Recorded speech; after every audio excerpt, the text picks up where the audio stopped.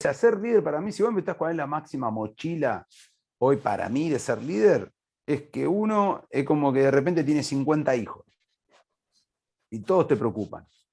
¿Entendés? Y ves que la administración te manda un mensaje y está medio rara la voz, o te enterás que al padre de uno de tus colaboradores lo están operando, entonces, bueno, tenés que estar involucrado con eso, o alguno se enferma, y eso es una carga muy pesada, muy pesada. Solo el que fue padre o es padre puede entenderlo, que es que vos empezás a sufrir no solamente por vos, sino por otro. Y eso es muy particular. No estamos preparados naturalmente para sufrir por otro, porque yo voy a sufrir por él. Y la verdad que pasa eso, y está bien que suceda.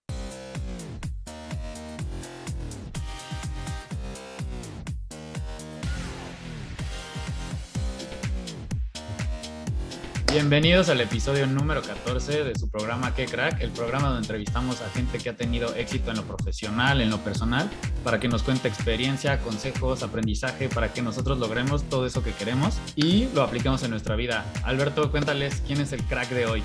Pues el crack de hoy es un gran conferencista que ha dado grandes charlas, como por ejemplo TED Talks, cursos y seminarios en más de 15 países. Es autor de 7 libros, es experto en marketing, en pequeñas y medianas empresas e innovación. Ha sido columnista en Forbes, en fin. Es un crack. Él es Jonathan Loidy.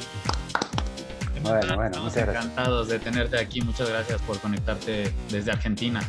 Un placer, chicos. Y bueno, gracias también por tener la amabilidad de elegirme. ¿Tú qué dirías cuál es el rol más importante de un coach empresarial, sabiendo que mucha gente pone su confianza en ti para ayudarlos a crecer? Con lo que debemos medirnos es con el hecho de poder decir, yo estoy cambiando una realidad. O sea, realmente con esto que yo estoy haciendo, esta empresa está mejorando, esta empresa logra contratar más personas, eso es trabajo, eso es sacar gente de la pobreza y hacer más disfrutable el día a día del empresario, que lamentablemente muchas veces no lo es, producto de estar con problemas financieros o problemas de liderazgo o problemas de ventas. La verdad que no se vuelve muy disfrutable el negocio cuando tenés problemas. Y uno, viendo que con sus herramientas los ayuda, está ayudando a que una persona de alguna manera sea más feliz. Y eso me parece que es una gran motivación. Te diría que esa es un poco la búsqueda. ¿Qué proceso llevas para ayudar a una persona? Creo que hay 3 instancias que uno trabaja en el proceso. Una es la instancia de inspiración, donde uno puede ayudar a las personas con conferencias, con libros, con un podcast o lo que fuera, a inspirarla a la persona a mostrarle un mundo mejor o un mundo posible. Yo trabajo mucho en eso, por eso a mí no me gusta nombrar casos de grandes empresas, porque me parece que te alejan de pensar que vos lo vas a poder hacer, ¿está bien? Si yo solo doy una clase para emprendedores mostrando el caso de Zuckerberg, y yo creo que la mitad se va de ahí diciendo yo no soy Zuckerberg. Entonces creo que hay que hablar de otros casos, casos de gente que con pocos recursos o tal vez sin ninguna habilidad excepcional ha logrado un éxito. Eso es la inspiración. Lo que le sigue a la inspiración es la capacitación. Capacitarte es ampliar tus horizontes, es empezar a ver la vida de más colores. Es como que arrancamos con una vida en blanco y negro y cada conocimiento que sumas es un color más al arco iris hasta que en un momento ves la plenitud de los colores. Y por último, el entrenamiento, que es la parte más difícil.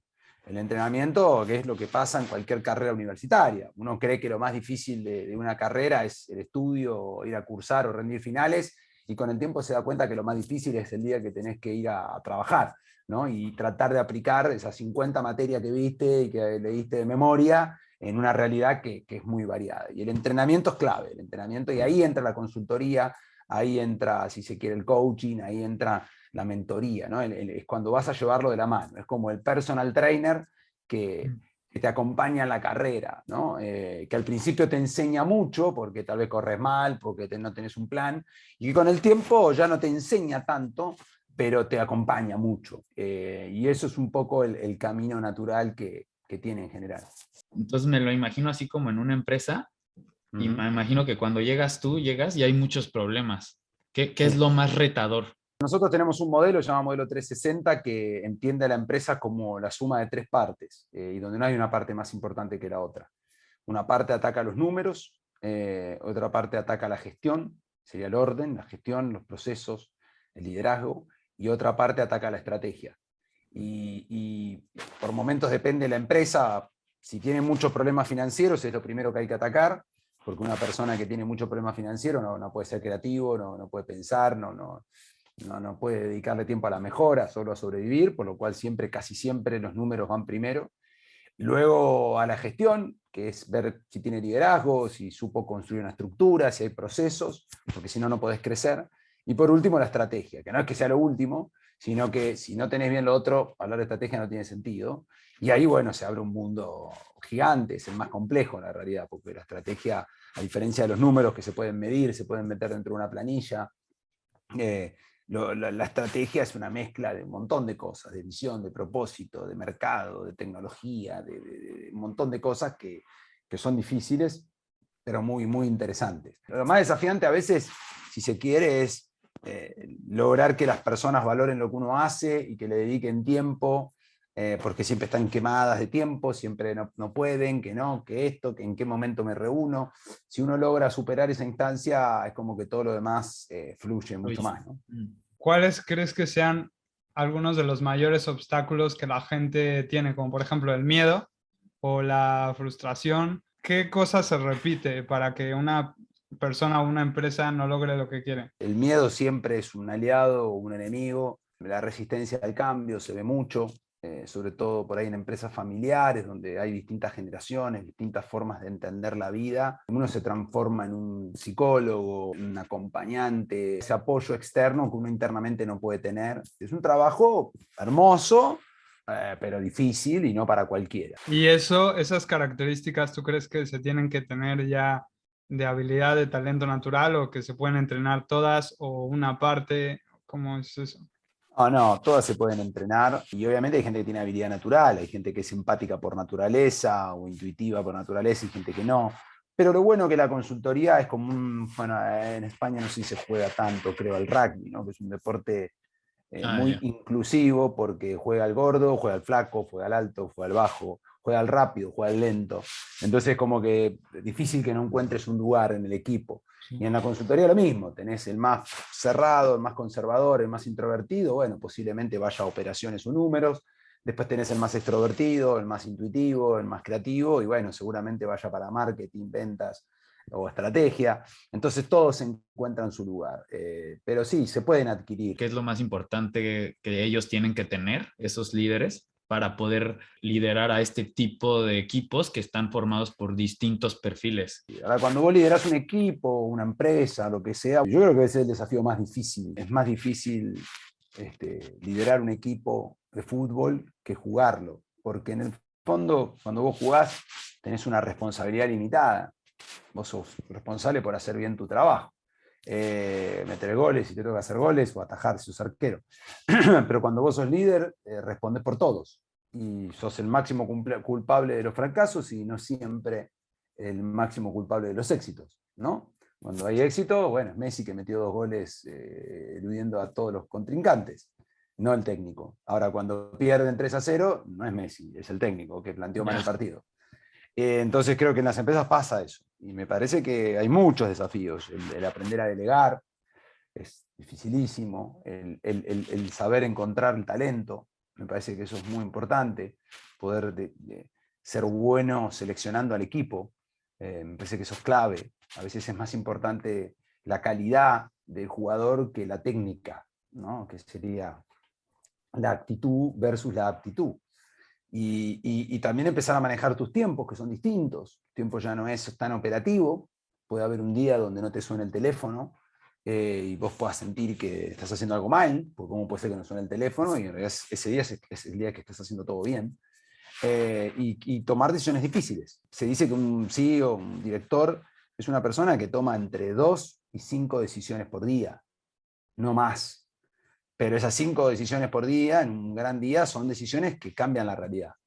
Decisiones difíciles, como decidir que un líder no es el adecuado y tener que decirle que se vaya, descontinuar una unidad de negocios para abrir otra, bueno, cosas que son trascendentales. Y es una carga muy pesada y que es bueno que no esté solo. Siempre decimos lo mismo, la soledad del líder es muy, muy mala.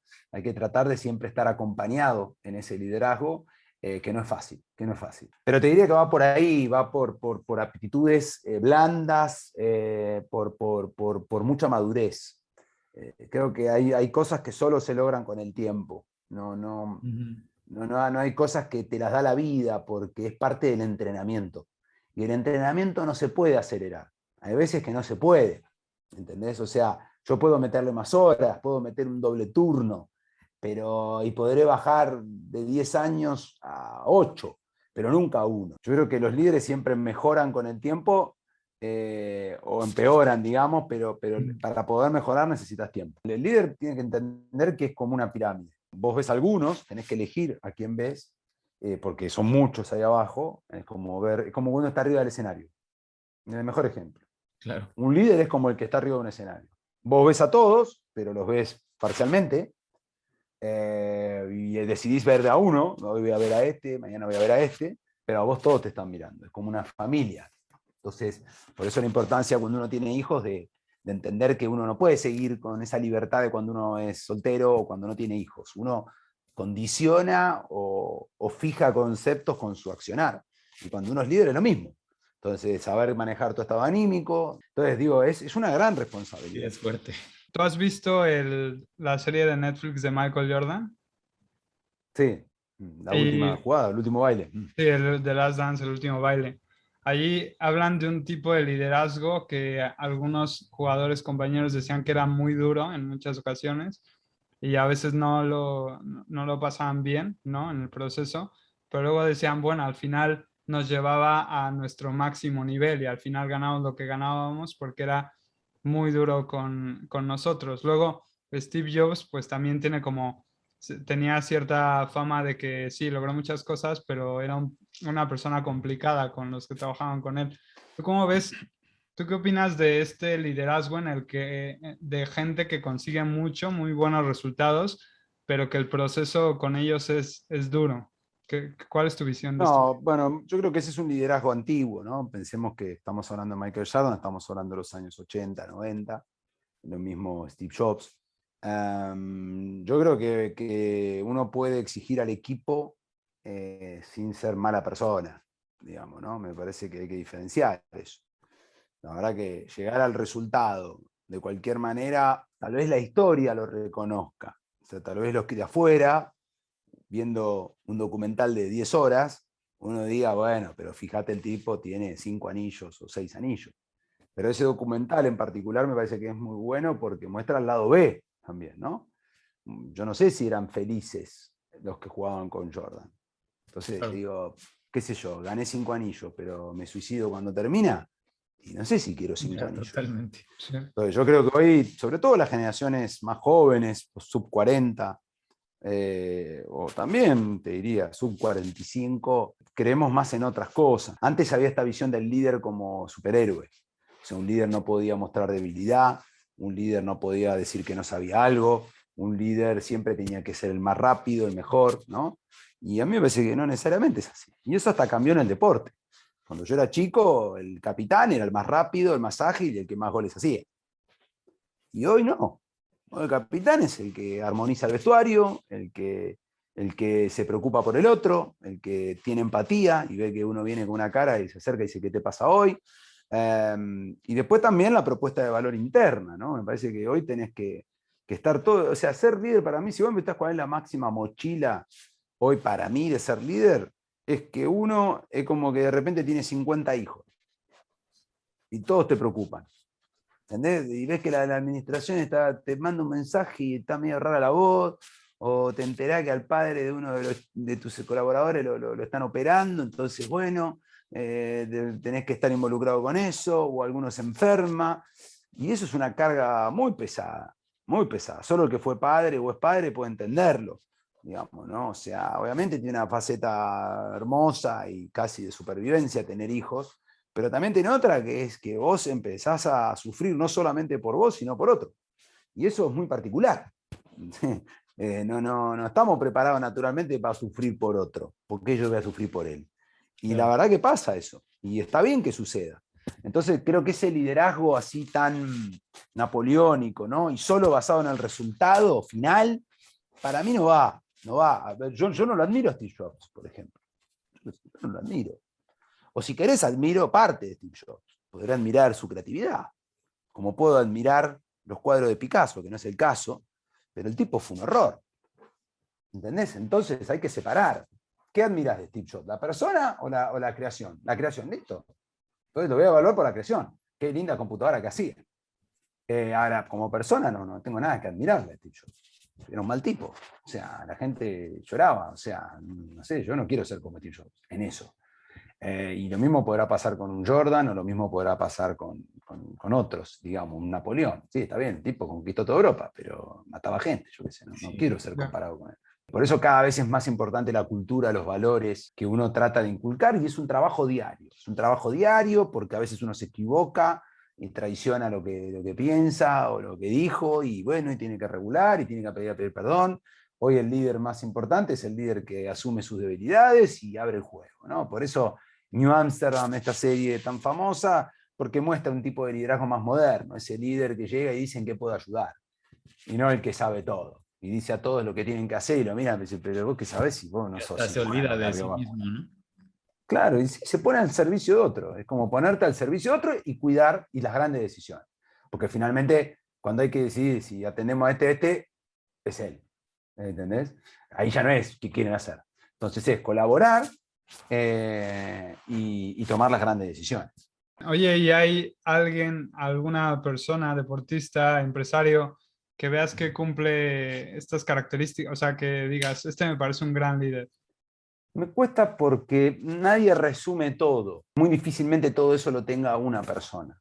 Es como que te puedo decir que puedo rescatar de distintas personas. Sí, o sea, como si que pudieras... aprendo cosas segmentadas. Mira, Crear te cambio la pregunta. ¿Tú puedes armar Sí. una persona con las características de otras específicas? Okay. ¿Cómo la armarías?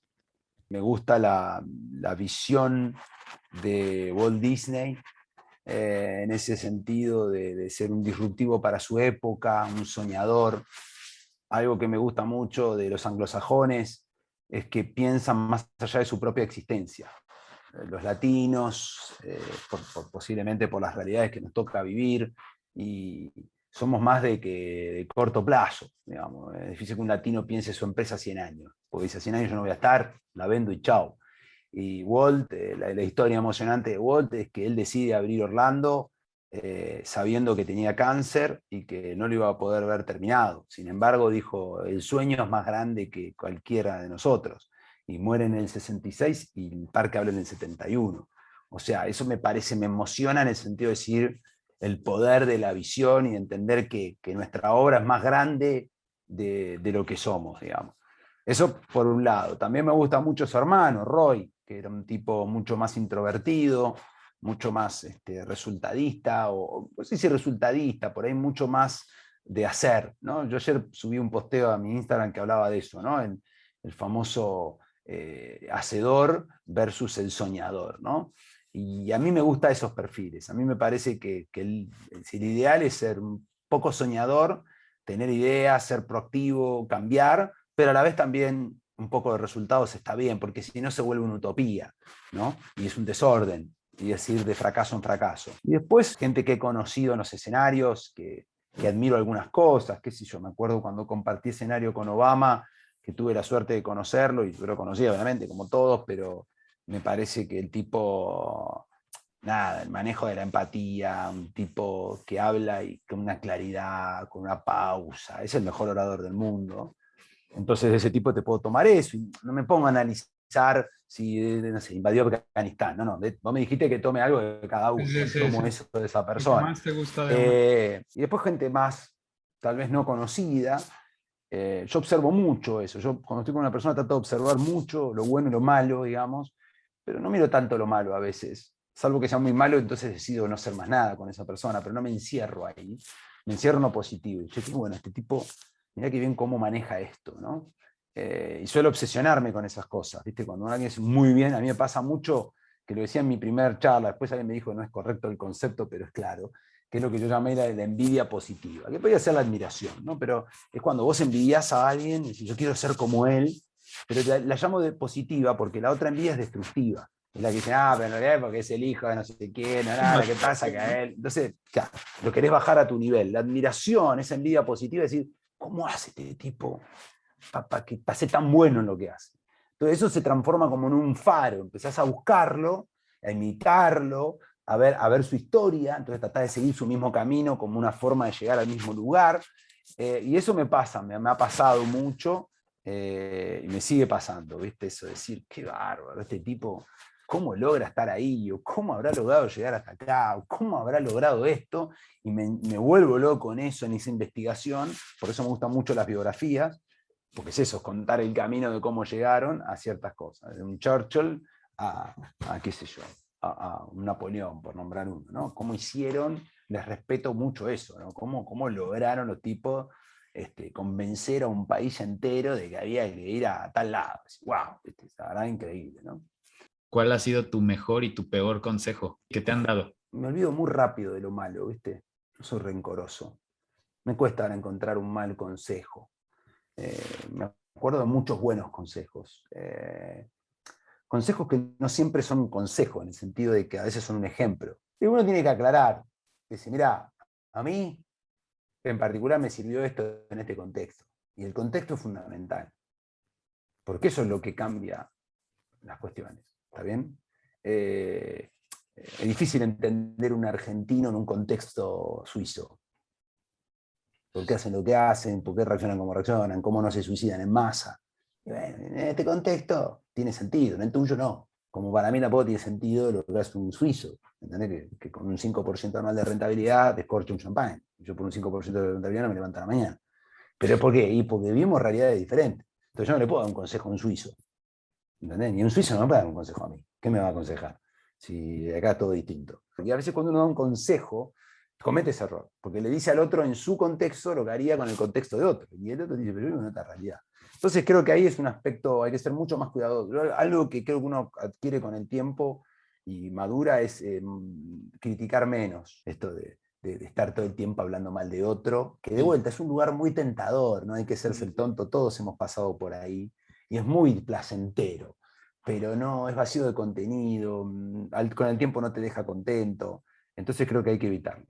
Una cosa que no quiero dejar de hablar es, haces excursiones a empresarios, a Disney y a NASA, ¿no? Para que aprendan ciertos aprendizajes muy valiosos de las dos empresas. ¿Qué tienen estas empresas en común, NASA y Disney, que es la razón por la cual las has elegido como ejemplo? Más que decir qué tienen en común, te diría qué aprendí de cada una. Me parece que lo más inspirador de la historia de la NASA es ese gran objetivo fijado por un gran líder como fue Kennedy, un objetivo estratégico y trascendental para la historia de los Estados Unidos, que fue el de llegar a la Luna antes de que en el 63 lo anuncia y llegan antes de que finalice la década. Me parece que eso fue muy inspirador, sobre todo porque era muy difícil. Y la NASA aprendí fundamentalmente dos cosas. Una es la colaboración. La NASA desde su inicio se dio cuenta que cuando un objetivo es tan grande, la única forma que tenés de lograrlo es colaborando. Necesitas que todos se alineen, no hay una persona que pueda lograrlo. Entonces, desde sus principios, la NASA trabajó con otras empresas, trabajó con organismos del Estado. Pensá que en el proyecto de la NASA, del Apolo, que termina con el Apolo 11, pero que fue muy largo, en todo el proyecto trabajaron cerca de 450.000 personas. O sea, es un número exorbitante. Uno piensa en eso y piensa en la coordinación, piensa en cómo se llegó, pero todos eran de distintas agencias. Entonces, lo primero es colaboración. Y lo segundo es administración del fracaso. Vos pensás que el Apolo, la misión Apolo, el primer Apolo, el Apolo 1, explota y muere gente. O sea, el primero empieza pésimo. Sin embargo, aprendieron, corrigieron y siguieron. De Disney, muchas cosas. Y el modelo Disney tiene simplicidad, a mí me encanta ese concepto. Tienen que ser simples las cosas complicadas no sirven, nadie las entiende, no sirven. La importancia de lo humano, ¿no? La única forma de lograr un servicio excepcional es cuando hay vocación de servicio. Cuando la gente cree en eso y lo disfruta y lo incorpora como algo a su vida. Atiendo bien porque me gusta verte a vos contento y disfruto de ayudarte. Y me llevo a mi casa, que hoy una nena estaba llorando, me disfracé de princesa, volví, le saludé y la alegré en la tarde a esa niña. Y no me olvido más de esa sonrisa. y eso te alimenta, y ahí ya no importa la rentabilidad, ya no importa nada. De Disney eso, la calidad de servicio, la innovación, el liderazgo, el empoderamiento, son cosas que realmente le creo y me gustan y las difundo. Tocaste el tema del fracaso con lo del Apolo. Como última pregunta, te quiero preguntar, ¿cómo debes de afrontar el fracaso? ¿Cómo puedes salirte de eso? Muchas veces no hacemos cosas por miedo al no, y el no ya lo tenías. O sea, es algo que todos sabemos, ¿no? Como ir a un bar y esa chica que te gusta y decir, le voy a ir a hablar. Y en tal caso, si vas y te dice que no, el no ya lo tenías. Si ya quedándote en tu mesa también era un no. Ahora capaz que vas y te dice, hola, yo también quería hablar con vos. O sea que el fracaso es eso, es el no. Y le tenemos mucho miedo al no. Lo que sí tiene que pasar si no nos sirve es que uno debe fracasar y aprender, reflexionar y aprender. Si no, no sirve. Si no, puedes ser un fracasador serial toda tu vida. Y me parece que hay mucha gente que no aprende. O sea, mucha gente que se equivoca y, por ejemplo, le echa la culpa a otro, no asume que fue un error propio. Eso pasa muchísimo. Y la realidad es que hay que intentar superarlo, ¿no? Y ahí está la construcción de algo mejor. Muchísimas gracias, Jonathan. Nos encantó la charla. Fue increíble. Bueno, chicos. Hemos aprendido muchísimo y te lo agradecemos. Oye, dinos dónde seguirte antes de que te vayas. @Jonathan Loidi, como dice ahí, Jonathan con J y sin H, y Loidi, Loidi, que es un apellido vasco, así que en España debería haber varios, y Jonathan, que es un Jonathan también muy, muy español porque no tiene H. Entonces es un Jonathan Loidi, me buscan en Instagram, en Facebook, bueno, en Facebook no le doy tanta bola, pero estoy, y en LinkedIn, así que soy muy fácil de rastrear. Buen Google, y ahí aparece todo. Perfecto. Bueno, muchísimas gracias y sigan a Qué Crack también. Muchas gracias. Gracias, querido. Gracias, Jonathan. Chao, chicos. Un abrazo hasta Argentina.